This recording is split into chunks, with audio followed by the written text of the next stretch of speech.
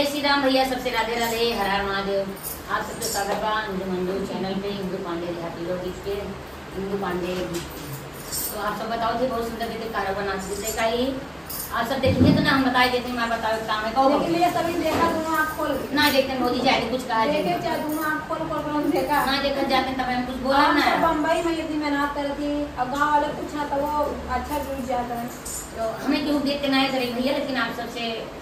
बहुत दिन से कहा था ना सुना था कोनो बात नहीं है। हम गाँव जरूर है नाचो खराब देख पे क्या और मैं वो दूध चश्मा लगा लगा देखा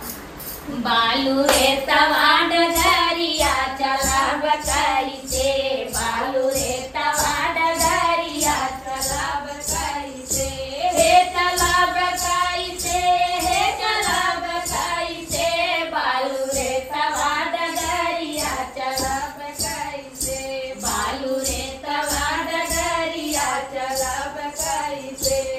बालू रे तवा कसुआ ना खोदावली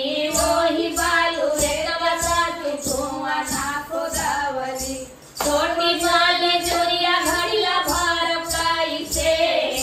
छोटे वाली चूड़िया घड़िया भर काई से, बालू रे तवा डगरिया चला बकाई से, बालू रे तवा डगरिया चला बकाई से, वही बालू रे तवा सासू जाता वाला गावली, वही बालू रे तवा सासू जाता वाला गावली, वही बालू रे तवा सासू जाता वाला गावली, छोट बाजतावा गेहूं पीसब काई से, छोटे बाजतावा गेहूं पीसब काई से, बालू रे तवा डगरिया चला बकाई से, बालू रे तवा डगरिया चला बकाई से, हे चला बकाई से, हे चला बकाई से,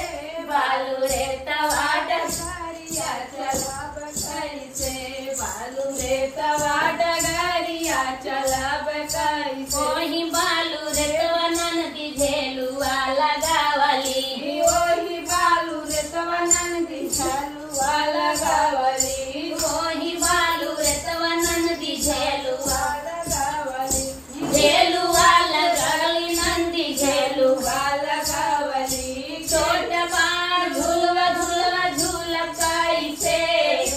छोट बार झूलवा झूला झूलकाई